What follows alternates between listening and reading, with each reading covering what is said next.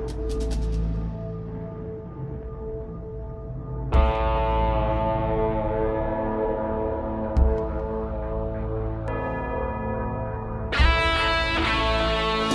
force. If it doesn't work, you're just not using enough.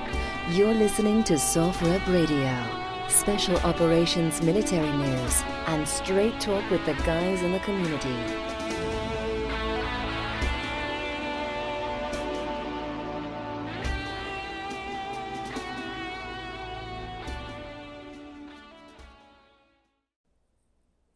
Hey, what's going on? It is a beautiful day and another great episode of SOFREP Radio, and I am your delightful host, Rad. Thank you for tuning in. If you've listened before, thank you for tuning in again. And to those of you who are new, welcome. Welcome to the show. But first, let me introduce you to sofrep.com/merch. So we have a merch store. It helps to keep the fireplace going. That's a real thing. That is gas. I know you want to know I'm hardcore mountain man, and I am, but that's gas. And that's got to run. So please keep buying our merch and the branded items like the shirts and the hats and things. We appreciate it. Second is our book club, and that is sofrep.com/book-club. And we have a curated library of books for you to read through and enjoy. And that's put together by the team here at SOFREP with the guys behind the scenes from the Special Operations community. Now, speaking of Special Operations community, you guys already know who I have because you've clicked on the link to listen to this episode. So without further ado, I have retired Army CIA James Stejskal. So welcome to the show. Thanks for inviting me, and it's great to be here. And I love your intro. Oh, thanks. I should also give a shout out to our editor, Guy, who kind of hooked us up and said, Rad, I want you to meet James and have him on your show. And we could talk about, Eagle Claw. And I just want to kind of point out something real quick. I had a friend of mine, Colonel Nightingale, on the show. Familiar with Colonel Nightingale? I do know Nightingale. He was working on the joint staff when this whole thing went down. So. Yeah. So tell me about Eagle Claw. For someone who doesn't know too much about Eagle Claw, let's just jump into it and your role in that. Well, as we have a tendency to do, the Americans are spread out all over the world. And in 1978-79, Iran, which had been an ally of ours with the Shah of Iran, who we helped put into power in 1953, decided that they wanted to have a new form of government, a theocracy led by an Islamic cleric by the name of Ayatollah Khomeini. Ayatollah pushed the Shah out, the government changed, and with the enthusiastic non-help of the government, the students of Iran decided they were going to punish the United States, and they took over the American embassy in Tehran. That was the 4th of November, 1979, just 45 years ago, at the beginning of last week. So when they took over the embassy, they captured about 60 Americans. They released all the local nationals who were working there, but they held on to the Americans. And basically, they held them hostage and would not release them. The government would not step in to help us out because they were basically tacitly supporting the students. So the president at the time said, well, hell, we have to get our brethren back. So we began to plan a hostage rescue mission, which was initially called Operation Rice Bowl in the planning base. They said that was to confuse the enemy, like it was supposed to be in the Far East or something. I'm not sure it did. And then it was renamed later on to something a bit more aggressive, and it became Operation Eagle Claw. So I think we all know the story of Eagle Claw, at least part of it. A certain Army unit down in Fort Bragg was involved. The so-called Delta Force The Army Rangers were involved, of course, Navy helicopters and Marine Corps pilots, which actually turned out to be probably the weak point in the mission. The Navy helicopters and Marine Corps pilots. But I'll get into that. And then a small unit in Germany was involved. It was called Special Forces Berlin. It was a clandestine, secret Special Forces unit. Its cover name was Detachment A Berlin. Its real name was 39 Special Forces. And I was part of that unit, and I was there at this time. So it was a very formative part of my career. I'd been in the Army for perhaps, how long? 6 years At that time. when I was in Detachment A. Yeah, not too long. Working with a whole bunch of How'd you get into that? really Like, good what guys. was the, not to, I know you're telling us about that, but how did you wind up getting into Delta in just 6 years? You know, how old were you when you enlisted? Well, I was not in Delta. I was in Berlin. In Berlin, excuse me, yes. Yeah, that was a long process, really, because um, it was completely different from all the other units. We did not wear uniforms. Um, we were stationed inside Berlin, inside East Germany. Um, Oh, wow. we had to speak a foreign language. I spoke German and some Greek.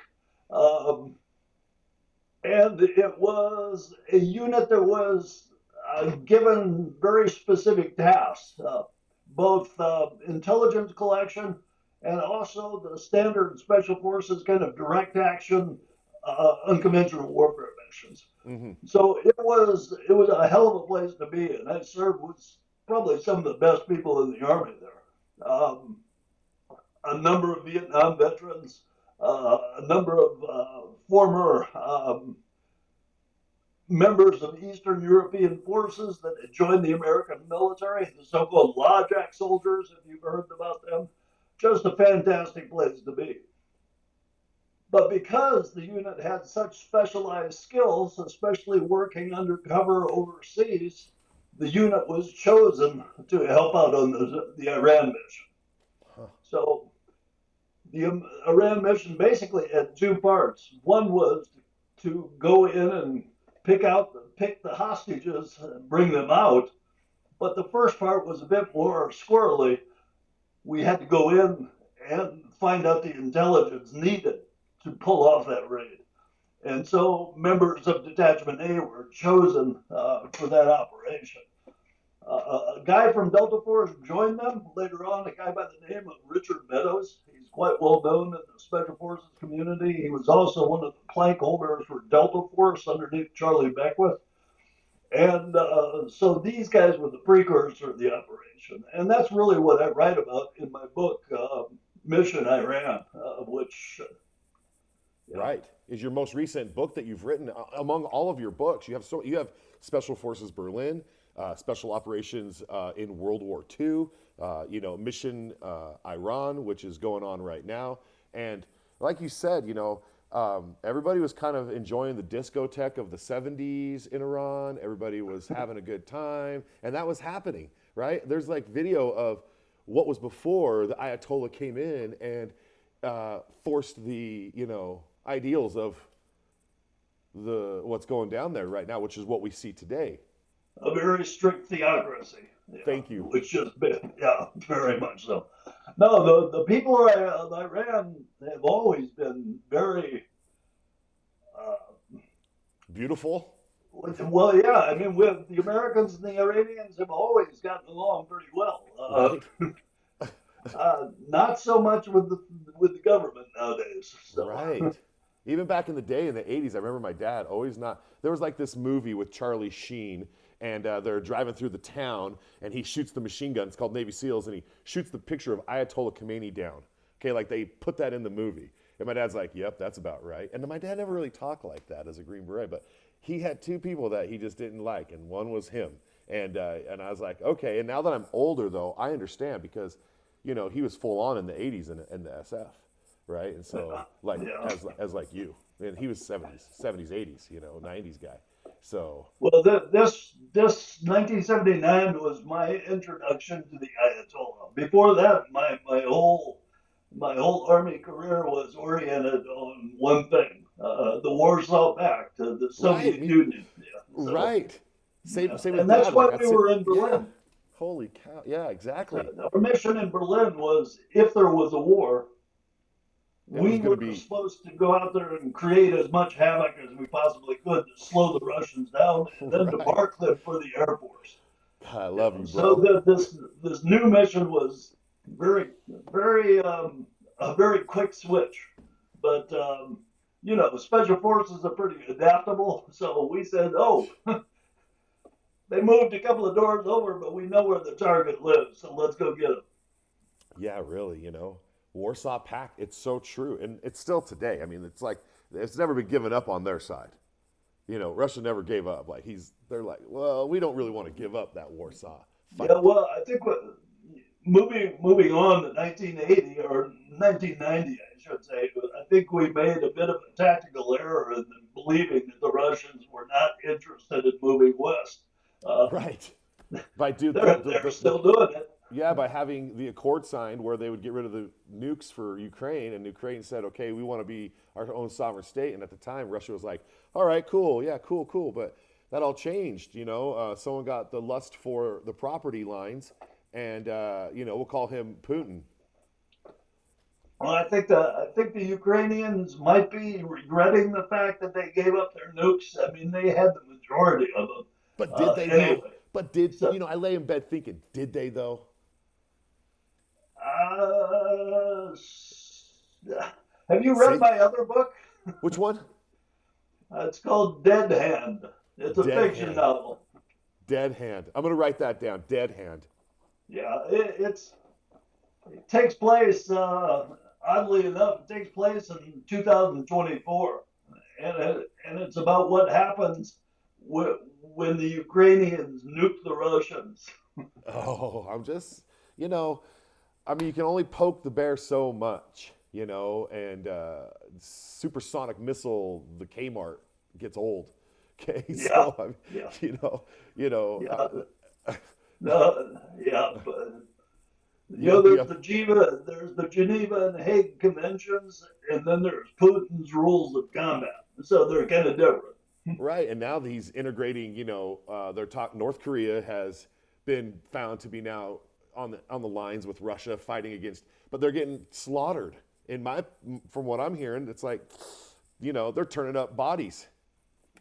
Well, depending on whose numbers you believe, we're talking, as far as the Russians, we're talking between 500 and 700,000 casualties. Yes.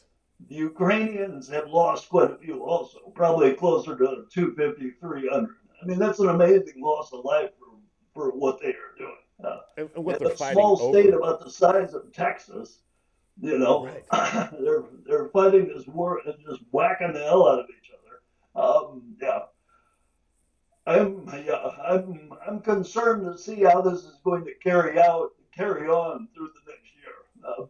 Basically, I think we've been with the previous administration, well, the current administration has Yeah. basically been giving Ukraine a lifeline, but not pulling it in. Yeah. We've given them enough that they can hold off the Russians to prolong their defeat. Hmm. Depending on how the Russians react. So now we'll see. We'll see how the Yeah, we will. Europeans react and how our own government reacts in the next year or so. But anyway, Yeah, so your we go book's back to you're gonna have to have a new 1979. book. Yeah. Anyway, Yeah. So with Mission Iran, that's very like kind of current. That's very current today, because what's going on over in the Middle East, and how they are at arms with each other, Israel and Palestine, and going into Iran, and getting into it with, you know, do we need to see regime change? Do the people of Iran want this to happen? Is this something that was a stepping stone to moving the Ayatollah out of the situation and taking him out of the, what you said, the theocracy? I'm if we're talking about current day politics, I'm not sure I can see it because the Iranian Revolutionary Guard and all the members of the theocracy are now so well established and so powerful. They've got their secret services and their guns and everything else. It's going to be extremely difficult to get them out. We aren't going to be able to do it. It's going to be the people of Iran that do it. We may give them some assistance, but without their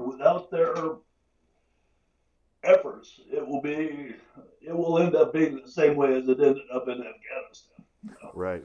They need to take on the fight and stand fast and hold the line and not just. And we can help that and support a positive outcome, but they have to do the majority of all of that. Is that what you're kind of getting at? Yeah. Absolutely. Yeah. Yeah. Exactly. Yeah. Yeah. I think we're just going to sit there and go, yep. Yeah. Yeah, I agree with what you said. This podcast is called Yep, sponsored by Yep, and we are just going to sit here agree to agree on things. But, the books that you have out there, that's doing well for you, being an author, transitioning from CIA, from special forces to author. Did you ever think that you'd be doing that? I actually started to write when I was in the Army and when I was stationed in Berlin. So I was always kind of doodling these things. And I decided after I got out and retired that I could actually try it on for size and start telling some of these stories. So I started out in nonfiction. My first, probably the book that is doing the best is my history of Special Forces Berlin.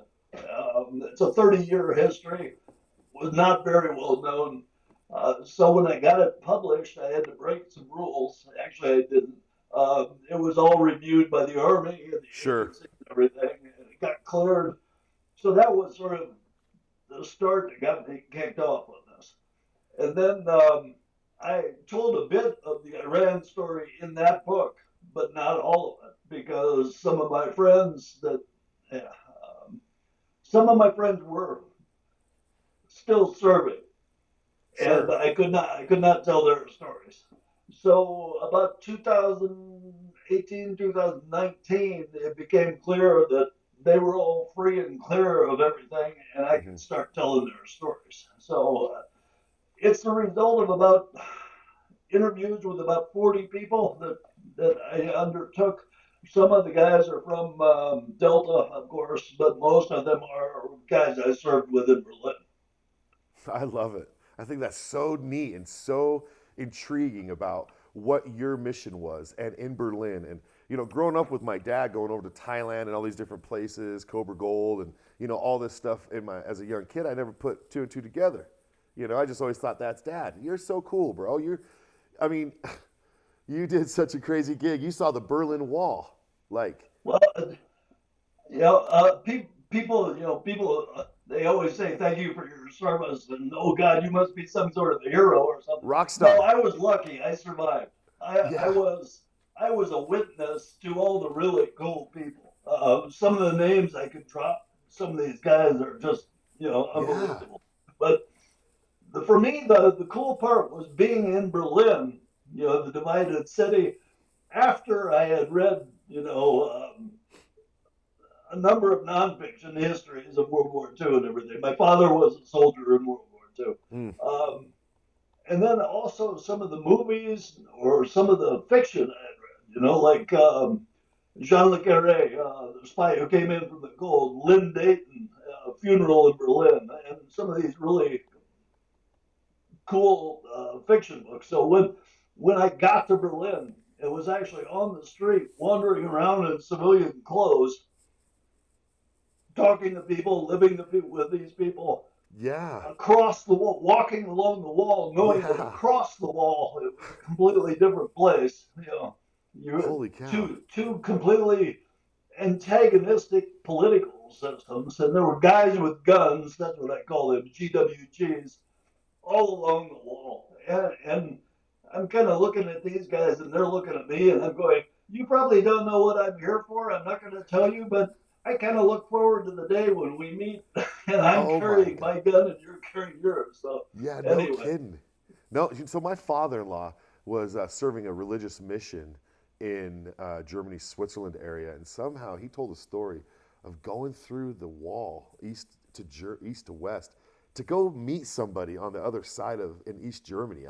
I'm like, it's got to be a girl, you know. And at the time, I was like, he just talks about it. We're going to see him at Thanksgiving coming up here, and I'm going to ask him and say, so Elliot, tell me more about how you went over East German's wall and whatnot. And I'm curious because back then, man, in the 68, 66, 68, because then he went, after he got out of the religious mission for his church, he joined the Marine Corps and went to Vietnam as an older dude, 25-ish, 24, 25. But yeah, he was going back and forth the wall, sneaking across as a well, you could, Mormon missionary.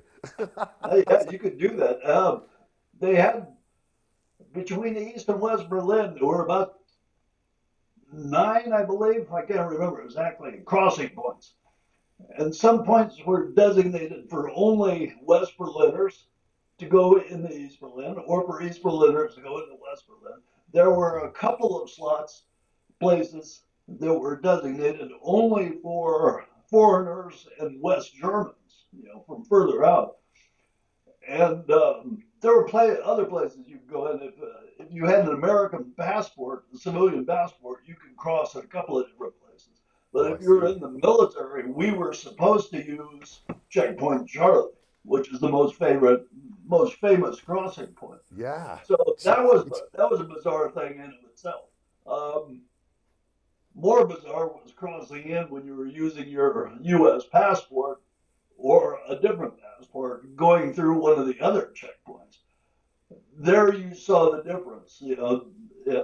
When you're going through Checkpoint Charlie, it's basically the East Germans can't touch the Americans or any of the Brits or the French, especially the military. But when you're going through any of the other checkpoints, you're fair game. It's I like see. crossing the border between Juarez and the United States. Yeah. So, yeah, it was a bizarre place to live in. Some Interesting. people didn't like it at all. Some because you're in a city about the size of Manhattan, well, New York City, but you're ringed by a wall.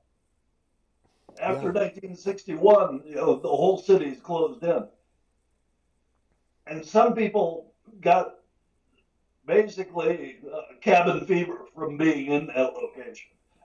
Some of the guys preferred to be in southern Germany where they could ski and um, go out into the woods. So for us to do that, we had to pick up and move, either by air or by train. So a lot of the guys didn't like it. For me, it was cool, but other people likened it to be like in the zoo, to be in the cage in the zoo. Yeah. And other folks said, well, if the war kicks off, this is going to be the largest POW camp in the world, which Immediately. was about right. Yeah. Well, you know what they except for say about those the guys that zoo? manage, They except say for the those zoo is, guys that manage to get out and cause trouble. yeah, no, really. They just, because they're trapped, they're kind of like, they're just pacing like the lion at the zoo. And they say that the zoo is the only jail where everybody is innocent. Yeah, yeah. Well, we weren't so innocent. No, no, no. Operation Berlin, man. Yeah. Warsaw Pact. I just grew up with a whole closet at the armory that my dad worked at with Warsaw Pact cards. There was like this monitor that he'd have me go sit in the closet. He's like, just go sit in there and look at the stuff. And I'd pull film off of a shelf and I'd put it on and I'd just sit there and scroll these dials and just see like T-10 tanks and RPG 7s, but then the rockets and all the different rockets and all the different rockets. And then there'd be like these models. And I remembered all these Warsaw Pact stuff, right? I think I even have a pack of cards still somewhere that are a full deck of cards for Warsaw Pact equipment. You know, That was one of the most boring classes we had to endure. the models, somebody in the military or contracted through the military to make these specific, perfect models and then photograph them to make them into film so that they could be scrolled and be trained and uptrained to guys like yourself or my dad or somehow I saw it, and sat there. It was just like, It was like the iPad of the SF, I guess. Here, go use your iPad, Aaron. Go in the closet. For us, that was part of the job because you had to identify not only the vehicles, but you had to identify how they were grouped because you could tell by the type of vehicle because there are variants. That every one, there was one type of truck, but they had 30 different kinds of variants of that truck. You could tell what unit it belonged to based on the extraneous equipment they had. Unfortunately, we had to learn all those so that we could say, okay, that belongs to a Russian strategic rocket army, or Oh that's yeah. part of an armor division, or that's an engineer unit. And you had to know which tank belonged where, which radar system belonged where, and what missile it went after, so that we could tell the Air Force this is where you want to come. Anyway, No, that it's true. was yeah. All the silhouettes, all the different silhouettes of the sideways of it or the front forward version of it. Like, oh, you're looking directly at it. Oh, you're looking at the side of it. This is the same. This is how it looks. It's just, The it's really incredible. different part about this was we actually got to go out and see them Yes. as part of the mission. You're going out and looking at these things. And the East Germans and the Russians weren't really keen on that, but we sent teams out to find these things and locate them and be able to identify them, one by one. Um, yeah, that was another wild part of the mission. What was your original MOS military occupation specialty on on the team? Were you like a 18 Echo or Charlie or I started out as a 1-1 Bravo in the 11 Bravo 82nd Airborne infantry? Division. So I was an infantryman. I went to 1-1 Hotel, which was a 106 recoilless rifleman crew and a 106 recoilless Jeep, still in the 82nd. And then when I managed to escape the 82nd, which is another long story, I went to Special Forces and trained initially as a 1-1 Bravo 4 Sierra, which was light weapons leader. I see. And I cross trained in a number of other MOSs too. So Yeah, that's very cool. Very cool. And what was your favorite MOS within the teams? um, what eventually became 18 Foxtrot, Hmm. the intel sergeant. Uh, I and part of that was because of my time in Berlin.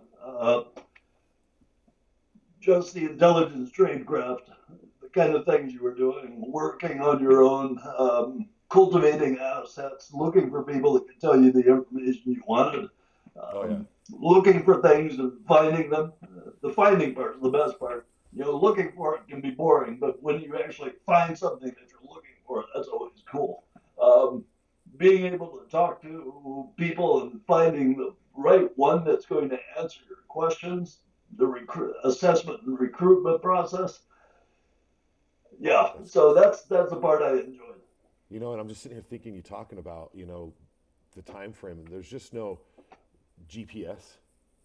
Like there's no, Google Maps for you to get around and be like, we got to go over here, over there. You're literally using some type of like, folding map from like a tourist pamphlet or something from the area that somebody's drawn, right? And like you're really just seriously in it, like moving street to street, house Yeah, to house. No yeah, cell phones, right? You have to go to a phone and be like, hey, it's me, you see, and I got the information over here, you see. Okay, I'll talk to you at 3 o'clock, see. yeah, paper maps, magnetic compass, or two. You generally carry two. Um, a number two lead pencil with an eraser because ballpoint pens couldn't be trusted. Again, very old school. The first time I saw a GPS was uh, the Gulf War Ah, when we started fielding the new Garments, and that was wild. We were using those things in the desert, and before you had to use a map. And if you were lucky, if you're driving a vehicle, you're driving with a 1/250,000 map, which is not too much detail. But yeah. with the Garmin, you could use your map, and you could use the GPS to tell you where you were on the map, which was real cool. I mean, it was a very simple readout. It was all in geographic coordinates. No picture or anything like that. It was just telling you where you were at, and you could reference that to the map. The problem was, is as you're driving along, the GPS is saying, this is how you get from here to there, straight line. You have to look at the ground while you're driving because right. The GPS is not showing you a picture. And all of a sudden you come up on a very large hole in the ground that the GPS does not show you. But they're a lot better than that now. Well, I still hear about people getting stuck on dirt roads trying to get using their GPS. So, not everything's still mapped out. So some old school ingenuity is still probably needed in this day and age. I think it's still good to learn how to drive a stick shift. That kind of thing. Yeah, absolutely. Because a lot of places in the world you can't get an automatic, or if you do have an automatic, it'll get stuck in the dirt. Yeah, the Special Forces school stopped teaching using regular maps a while back, and they've only recently brought it back in because they found out that exactly what you're saying. The GPSs cannot be trusted; they can be spoofed. And then you have this issue of batteries. Right. Half the equipment we carry requires batteries. Now, we used to complain about the radios because they had these bricks of a battery. And besides that, in your flashlight, that was the only batteries you had to carry. Nowadays, you have to carry one for everything. It's true. My dad was the 18 Echo, and he said that allowed him to be in charge of everybody for 5 minutes when they had to crank the... He's like, everybody cranks. Yeah, and they never carried the generator. Yeah. The lieutenant usually got stuck with the generator. Yeah. Anyway. Yeah, he would be like, crank away. Yeah, I remember playing with his Morse code device. That whole little thing. That's another thing we had to learn. Morse works. High frequency radio. Work. So yeah, that's why the Chinese are still using them and we're not. So it got the Three Amigos to go down and save Santa Poco. And the Three Amigos, they used Amigos, please come down and save us. Yeah. So really, yeah. It's kind of like caveman technology, right? It's been around for so long. The telegraph is Morse code. Absolutely, yeah. If I go back to where we were in 1979 in Berlin, we had been given the mission for counterterrorism in 1975. And basically they said, this was when all the skyjacking, the aircraft hijackings were taking place in Europe, and it was getting to be worrisome. And so the American commander in Europe, the 4-star, said, what do we have to handle this? And the guy said basically, nothing. And so the Special Operations Command, which was down in Stuttgart at the time, came to our unit and said, do you think you could work up an operations plan of how you could do this counterterrorism stuff? And that was not far off from what we were doing anyway. I mean, basically, if you have a terrorist, what you're dealing with is the same thing as, I'm going to use this loosely, a commando. A guy that's taught to go undercover and blow something up or kill somebody.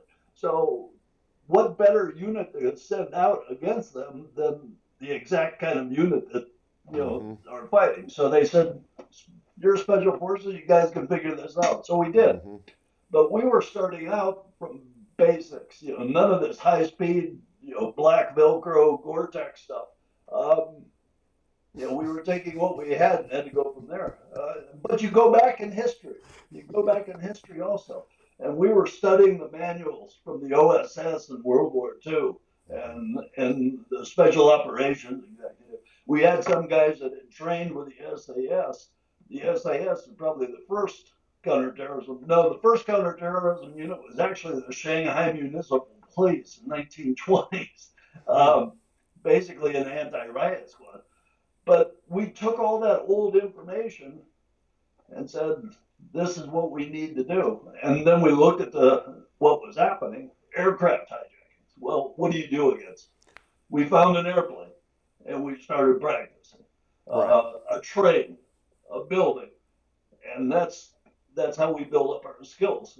And everybody's going, what if? And then they go, well then, or what about this? And it was all, hunt and peck, try different things out. So by 1979, we are fully trained as a counterterrorism unit for Europe. But back in the States, the Army had decided they needed a full-time, big counterterrorism unit that only had counterterrorism as its primary mission. And that was this outfit called Delta. So when it came down for the Iran thing, they said, okay, Delta Force, you're going. But we need the intelligence to figure out how to hit this target. So the only people that can do that are people that know how to work undercover, and then people who know special forces operations, so they know what information to look for. And they said the only place we can get that was Detachment A. So our guys were chosen to go into Tehran and collect that information. This is probably the only successful part of that mission. Was the guys that went in and came out with that info. But then about a couple of weeks into the operation, Charlie Beckwith realized that he had to take down the U.S. Embassy to get the hostages out of the embassy. It's about a 23-acre site, big site, and I can't remember how many buildings, but like 25 different buildings on this site. So he had 100 guys to go do this. The problem was there were 3 other hostages being held in the foreign ministry, the Iranian foreign ministry. And he said, I can't handle that. I'm fully occupied with this. So our commander, who was in the planning stages from the beginning, said, we'll do it. And we got the target, we got the mission to take down the foreign ministry. So at Desert One, you've got all those planes coming in, all the helicopters. There are Delta Force on the airplanes. There are Rangers who secured Desert One, and then there are our guys mixed in there. So we've got our team in there as well. And that's how things went down. That's how things went down, he says. That's how things went down. Like a cowboy. Holy cow. Well, yeah. I think when the whole thing was concluded, one of our guys, really a former officer who had been rifted in the 1970s and came back into special forces as a sergeant, became a medic.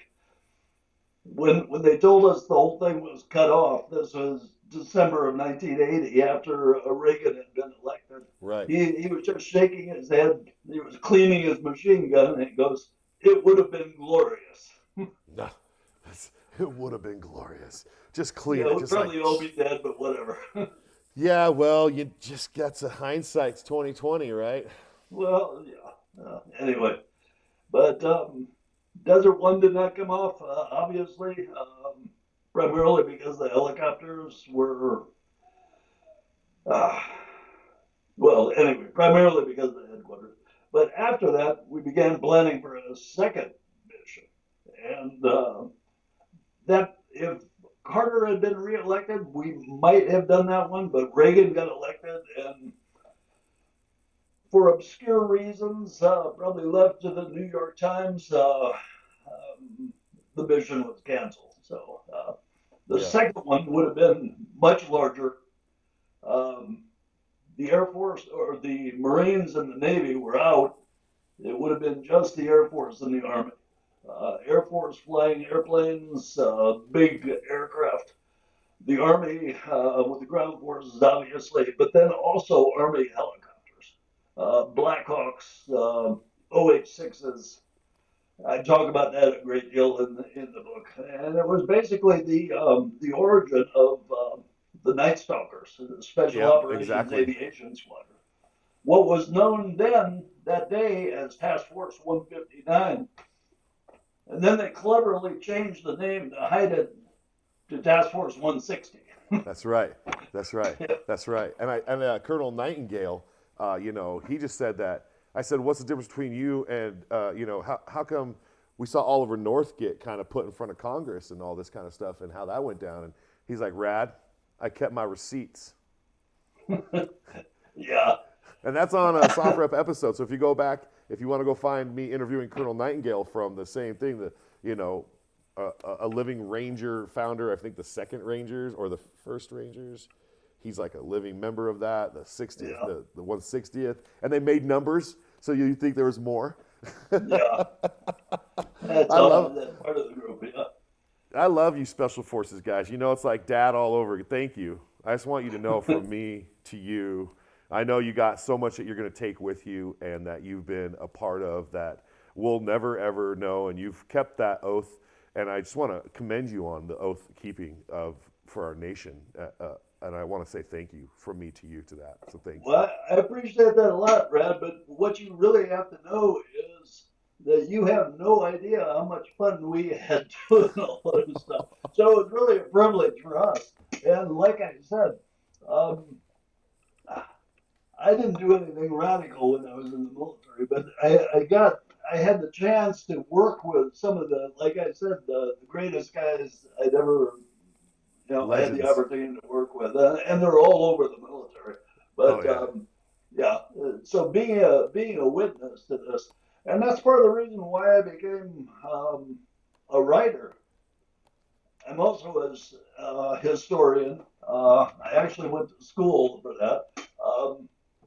And now that I'm officially certified, I can write books and say I'm a historian. Yeah. But Congratulations on that. That's a big well, deal to thank go you. to school. Yes.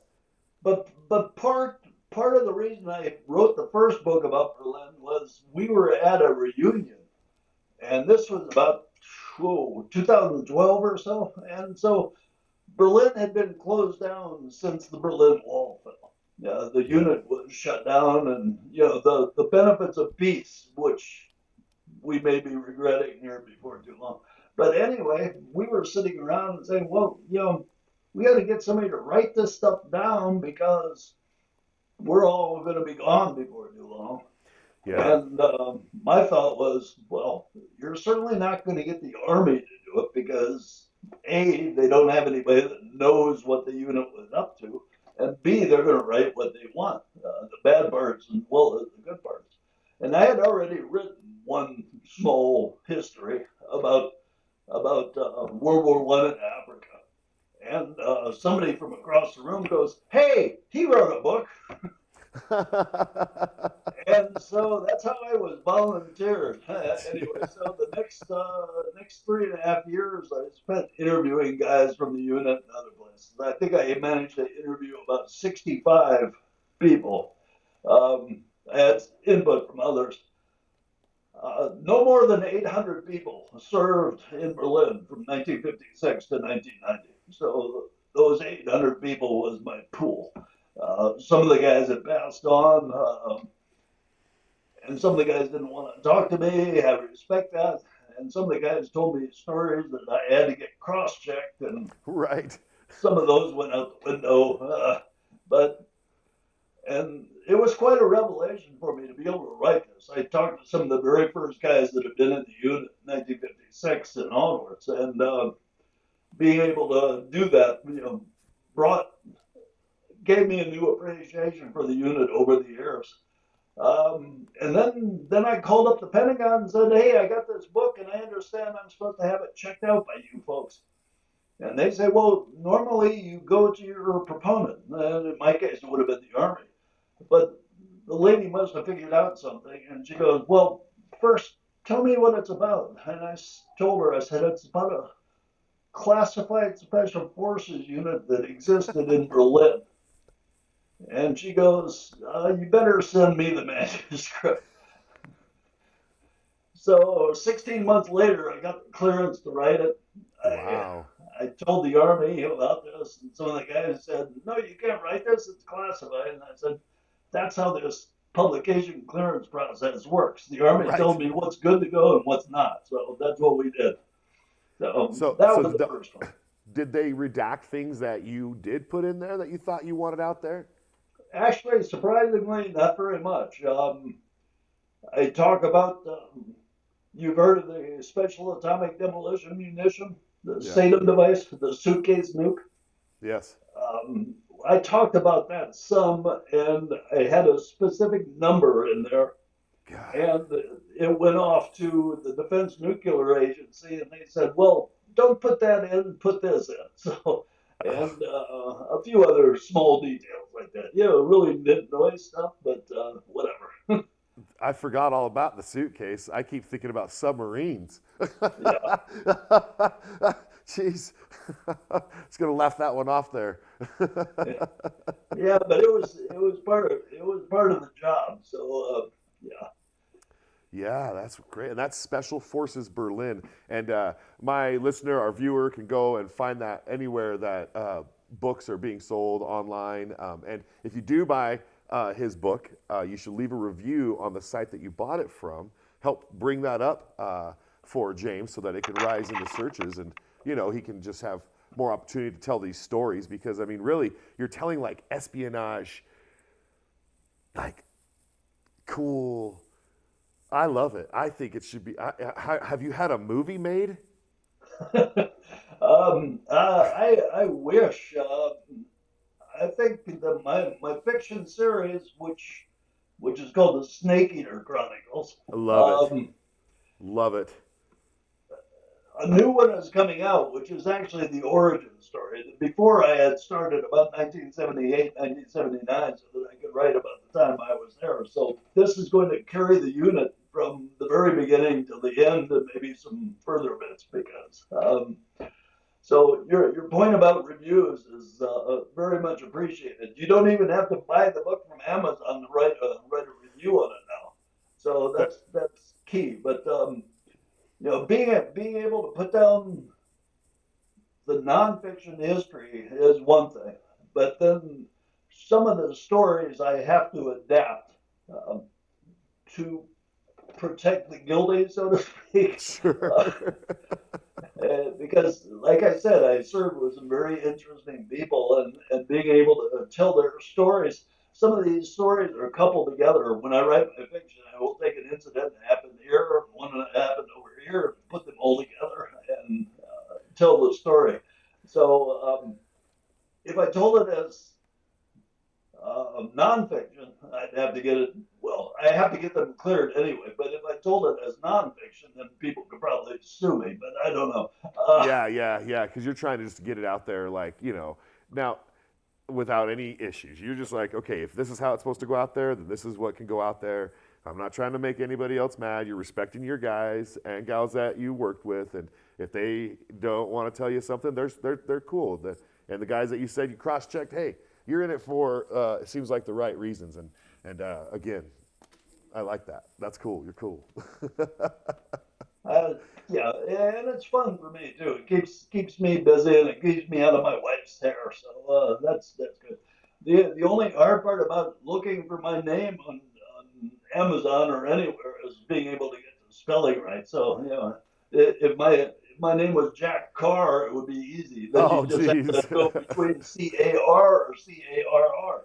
But yeah. Since it's Anyway, stays mine takes at cool, least 2 minutes to figure out.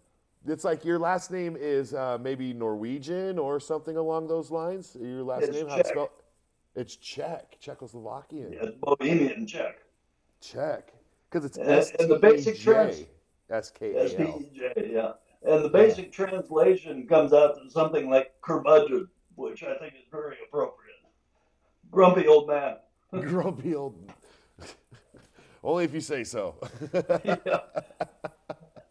Well, listen, you've been wonderful on the show, and you've really been telling us some insightful things. I've really been just kind of captivated by you, and just haven't even really spoken. This is probably gonna be my best episode ever because you just take it. You just take the cake for your stories about Berlin and about what you've done and who you've served with. so many things I could probably go into with you. And with that said, I'd like to open up an invitation to have you back on the show. If there's ever another book or anything that you want to talk about, you're like, hey, Aaron, or hey, Rad. Yes, my name is Aaron, but I also go by Rad. It's that name. Now I'm confused, but no. Yeah. I appreciate that, Aaron, Aaron, Yeah. Aaron. Radel. Radel, yeah. It's Radel. Yeah, we did not talk about a lot of things, and I could ramble on for a while longer, but yeah, I've got, like I said, I've got my next fiction book is coming out in the spring, and that's the origin story of Special Forces in Berlin. I'm also doing a guidebook to Berlin, a guide to Cold War Berlin. And that's going to be done in pictures and words. So stories about things that happened there, both fiction and nonfiction. Oh yeah, no, that's really cool. Do you go back and visit Germany since you speak it and you know it? Well, I went back there in June. Spent about 10 days reconning old sites. I'm going back in 2 weeks. I'm actually going over to talk to the German Special Operations Command. Oh yeah. Oddly enough, about stay-behind forces and Russians. I don't know why. I wonder, you know, yeah, I wonder. I got some friends over there right now in the Army, just, training. So that's what you do when you're in the Army. You train. Just train, yeah. They're just training. Hours and hours of boredom punctuated by moments of sheer terror. Yes, exactly. And so, blessings to them over there and their safety, and yours as well when you go to travel, et cetera, to go over there. And thanks for still being you. And again, I know there's a lot more to talk about, like your years in the CIA and everything. And so, like, I would love to have you back on the show, and we can get that out and talk about it and talk about your new book, et cetera. So I just want to say make it happen. Yeah. I will make it. Okay, so it's in my core. I got you. I love it. Yeah. I got it. It's not a problem. The fire is always on for you. As long as you buy our merch. People out there, buy the merch. Keep it going. Can I send you a bottle of gas for your... Oh, yeah. Please. Yeah. Well, thank you so much for being on the show, James. You've been a pleasure and just a very cool, entertaining, captivating guest, and I'm sure my listener out there would love to have you back on and listen some more. Again, go check out his book, Special Forces Berlin, Special Operations World War II, Mission Iran, which is his latest book for 2024. You heard him. He's a historian, a novelist, a human, a U.S. American Special Forces. So let's just keep it real and say, on behalf of everybody here at SOFREP and James, I'm going to say peace.